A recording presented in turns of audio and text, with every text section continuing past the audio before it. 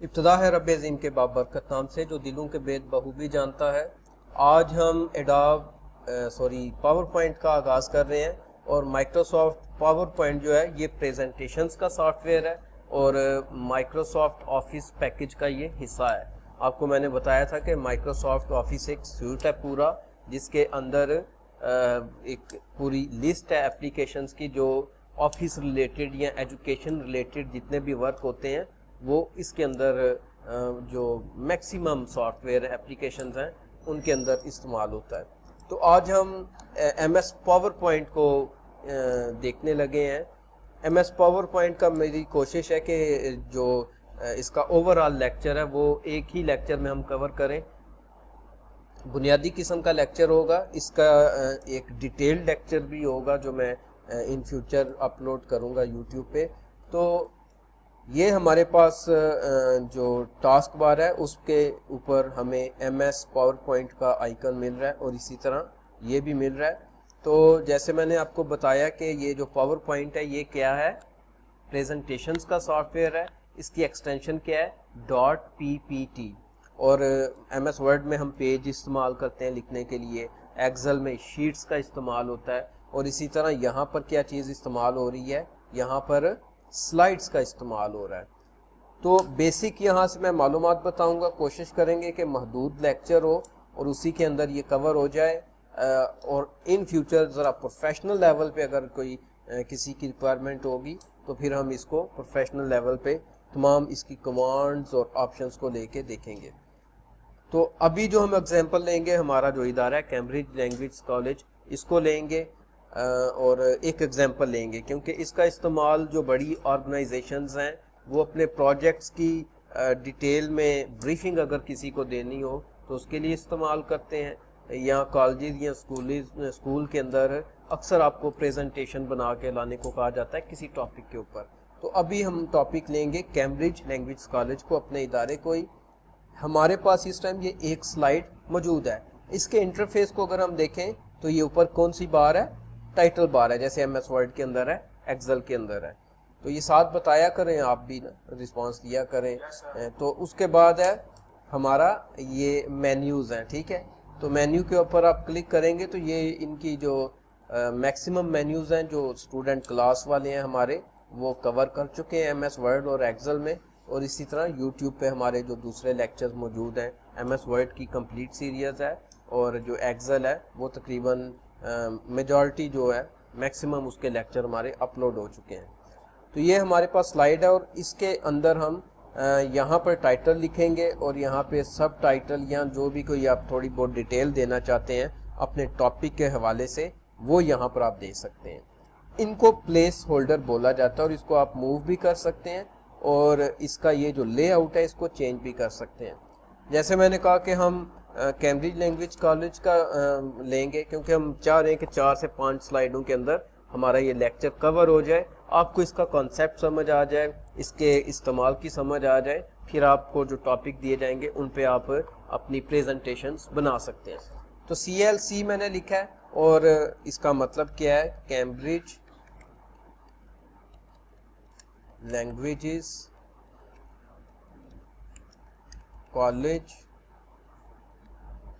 And consultancy. तो ये हमारी पहली स्लाइड हो गई, ठीक है। उसके बाद दूसरी स्लाइड अगर आपने लेनी है तो उसके लिए शॉर्टकट कीज भी हैं और चूंकि ये महदूद टाइम में मैं चाह रहा हूँ कि लेक्चर हमारा कवर हो जाए, ज़्यादा तवील वीडियो ना हो, तो ये न्यू स्लाइड का हमारे पास यहाँ पे मौजूद है बटन, इस पर आप क्लिक करें और मैंने जैसे आपको कहा कि आप लेआउट चेंज कर सकते हैं। तो फिलहाल हम सिंपली ये पहला लेआउट लेते हैं और यहाँ पर मैं यहाँ पे आप कह सकते हैं कि कोर्सेज का जिक्र कर सकते हैं कि कौन कौन से कोर्सेज ऑफर किए जाते हैं, जैसे कंप्यूटर बेसिक है, उसके बाद कंप्यूटर प्रोफेशनल कोर्स है, ग्राफिक डिज़ाइनिंग है,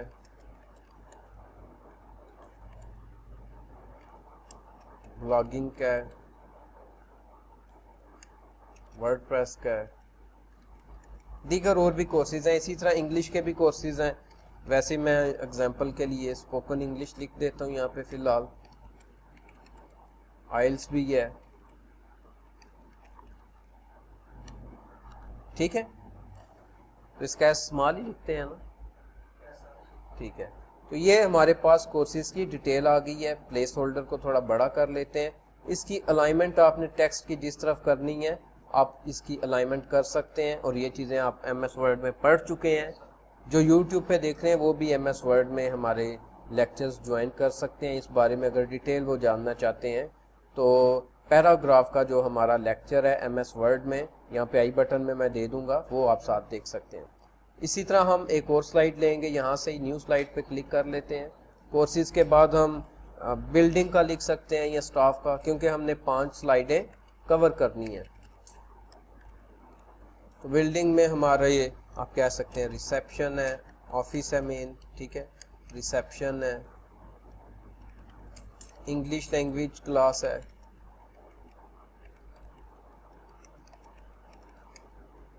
इसी तरह से हमारी कंप्यूटर लैब है और दीगर चीज़ें हैं, ठीक है।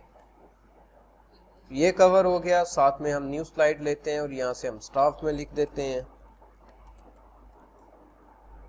तो स्टाफ में हम लिख सकते हैं जी के हमारे जो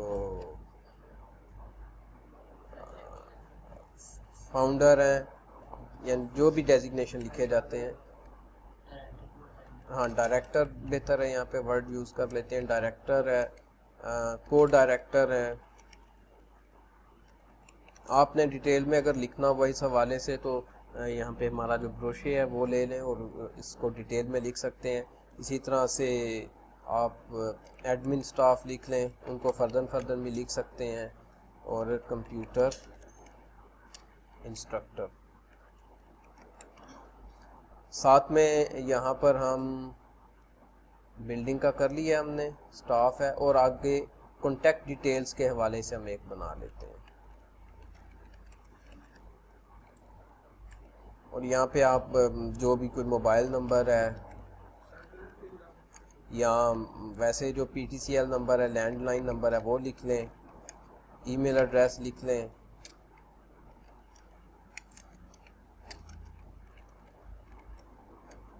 पोस्टल एड्रेस लिख लें। तो मेरी कोशिश है कि हम ज़्यादा तवील वीडियो ना हमारी हो, तो यहाँ पे आप डिटेल में सारा कुछ लिख सकते हैं, ठीक है, जो भी इसका एड्रेस वगैरह है। पहली चीज़ के स्लाइडें तैयार हो चुकी हैं। नंबर 2 पे आ जाता है, यहाँ पे हम डिज़ाइन देते हैं। इंसर्ट में आप कोई भी पिक्चर वगैरह यहाँ पे इंसर्ट करना चाहें तो वो इंसर्ट कर सकते हैं इस हवाले से। तो हमें थोड़ा टाइम लग जाएगा पिक्चर तलाश करने में, लिहाजा आप फ़िलहाल, मैं वैसे ही एग्जांपल के तौर पे ये हमारा कोरल ड्रा का एक प्रोजेक्ट था, उसको यहाँ पे लगा देता हूँ। तो आप यहाँ पे स्लाइड के टॉपिक के हवाले से पिक्चर इंसर्ट कर सकते हैं। CLC की कोई पिक्चर अगर किसी सिस्टम में है तो वो यहाँ पे आप लगा सकते हैं प्रैक्टिस के दौरान। तो इंसर्ट के बाद आगे डिज़ाइन है हमारा। यहाँ पे आप इंसर्ट के अंदर यहाँ से वर्ड आर्ट भी लगा सकते हैं, दीगर चीज़ें भी। आप ऑलरेडी ये पढ़ चुके हैं इसलिए मैं उनको दोबारा फोकस नहीं करूँगा। डिज़ाइन, यहाँ पे आपके पास एक रेंज मौजूद है जो डिज़ाइन इन्होंने दिए हुए हैं, यहाँ पर आप इनको अप्लाई कर सकते हैं अपनी स्लाइडों पे।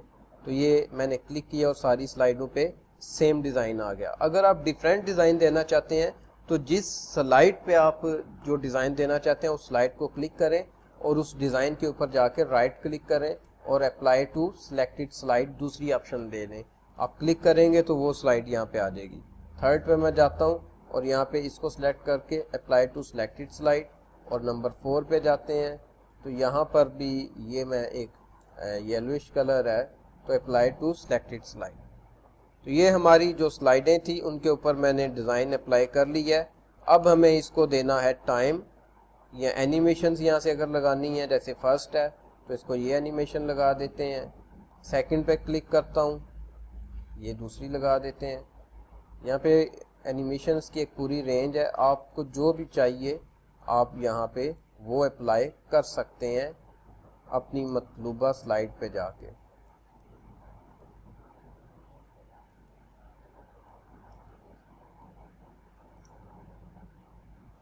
तो इस तरह से भी आप इन्हें ओपन कर सकते हैं। तो ये हमने इनको एनिमेशंस लगा दी और यहाँ पे स्लाइड शो पे आके हम रिहर्स टाइमिंग की ऑप्शन है, मतलब हमने अपनी स्लाइड्स को कितना टाइम उस पे लगाना है। अगर तो आपने जैसे लेक्चर देना है या ब्रीफिंग देनी है, किसी ट्रेनिंग में आप एज अ स्पीकर गए हैं, तो आप सिंपली इनको ना टाइमिंग लगाएं। यहाँ से आप सिंपली F5 दबा लेते हैं हम, या मेन्यू में जाके आप स्लाइड शो पे क्लिक कर सकते हैं। तो जितनी देर आपने इस स्लाइड पे बोलना है आप उतनी देर इस पे बोल सकते हैं। नेक्स्ट आप माउस की क्लिक से अगली स्लाइड पे जा सकते हैं, जैसे ये, ठीक है। इसके ऊपर जितनी देर आप बात करेंगे, क्लिक का ये फ़ायदा कि आपको स्पेसिफिक टाइम का ध्यान नहीं रखना पड़ेगा कि इतनी देर में मैंने इतने वर्ड बोलने हैं, कहीं अगली स्लाइड ना आ जाए। आप अपना जो भी टॉपिक है उसको कंप्लीट बोल के तो नेक्स्ट क्लिक करके अगले स्लाइड पे जा सकते हैं, ठीक है। अगर टाइमिंग लगानी है तो फिर यहाँ पे आपने रिहर्स टाइमिंग की ऑप्शन हमारे पास मौजूद है, क्लिक करना है और यहाँ पे आप देख सकते हैं कि ये जितने भी सेकंड ये रुकेगी उतनी देर ये यहाँ पे हमें सेकंड्स नजर आएंगे। क्लिक करेंगे तो अब इतना टाइम जो 5 सेकंड पिछली स्लाइड के थे वो सेव हो गए हैं। इस पर भी जितने आपको चाहिए इसको बोलने के लिए आप उतना टाइम ले सकते हैं और उस टाइम को क्लिक करके स्पेसिफिकली उसके साथ एडजस्ट कर सकते हैं अपनी स्लाइड के साथ। अब आप इसका शो देखना चाहते हैं तो मैं सिंपली यहाँ से F5 दबाता हूँ और ये अब जितनी टाइमिंग हमने सेव की थी उतनी टाइमिंग के बाद खुद नेक्स्ट स्लाइड आ जाएगी इसकी, ये देखिए, ठीक है। तो ये ऑटोमेटिकली जो टाइम उस टाइम सेव हुआ है उस हिसाब से स्लाइडें अपने आप को चेंज करेंगी। तो इस तरह से मैंने तो रफ आपको जल्दी से बताया क्योंकि हमने कवर करना था इसको। तो आप इसमें डिटेल के मुताबिक जो भी टॉपिक है उस पर रिसर्च करके तो अच्छी सी स्लाइड्स बना सकते हैं। मज़ीद इसमें आप एनिमेशंस वगैरह लगा सकते हैं टेक्स्ट के ऊपर भी। और अगर आपने इसको सेव करना है तो सिंपली फाइल और सेव पे जाएं और इसको इस नाम से जो भी आपने रखा है सेव कर सकते हैं। अगर आप इसकी JPG बनाना चाहते हैं तो आप फाइल पे जाएं, सेव एज जाएं, सेव एज पे आके यहाँ पे JPG की ऑप्शन आपको मिलेगी। PNG भी और JPG भी है, जो भी आप बनाना चाहते हैं। इसको मैं डेस्कटॉप पे रख के सेव करता हूँ। कह रहा है कि किसी एक स्लाइड को करना है या सभी को, मैं एवरी स्लाइड कह देता हूँ। तो ये एक फोल्डर बना के ये डेस्कटॉप के ऊपर CLC के नाम से सेव हो गया है। अब ये JPG के तौर पे यहाँ पे आई है, वहाँ पे पावर पॉइंट की प्रेजेंटेशन है और यहाँ पे ये JPEG तस्वीर, जो हमारे मोबाइलों में तस्वीरें होती हैं वो भी इसी फाइल फॉर्मेट की होती हैं, JPEG की। तो ये आप JPG इसको यूज़ कर सकते हैं अगर कहीं पे करना चाहें तो, ठीक है। समझ आ गई है आप सबको? इसकी प्रैक्टिस आप कर लें। अगर कोई प्रॉब्लम पेश आती है तो मुझे बता दें लाजमी, ठीक है। चलें प्रैक्टिस कर लें अपनी अपनी, और जो YouTube पे देख रहे हैं वो भी प्रैक्टिस करें अपने सिस्टम पे। कोई प्रॉब्लम पेश आती है तो आप हमें कमेंट्स में बता सकते हैं, या आप हमारी वीडियो को दोबारा देख सकते हैं। तो इसको परफॉर्म करने के बाद जो यूट्यूबर के यूज़र हैं या क्लासरूम के, उनको नेक्स्ट जो प्रेजेंटेशन होगी वो एक प्रोफेशनल लेवल की होगी और उसमें बाकी की चीज़ें भी हम कवर करेंगे। शुक्रिया। चलें जी प्रैक्टिस कर लें आप।